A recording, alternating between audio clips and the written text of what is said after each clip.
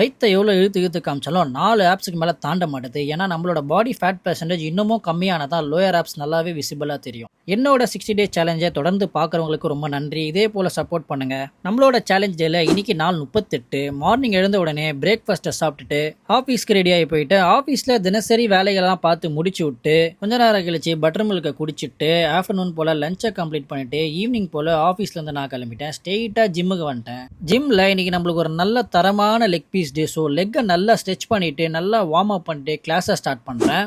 ஸ்குவாட்ஸில் ஒரு 3 set, leg எக்ஸ்டென்ஷனில் ஒரு 3 set, hamstring கர்ல்ஸில் ஒரு 3 செட், லெக் ப்ரெஸ்ஸில் ஒரு 3 செட், ஃபைனலாக காஃபை போட்டு லெக்கை கம்ப்ளீட் பண்ணிட்டோம்.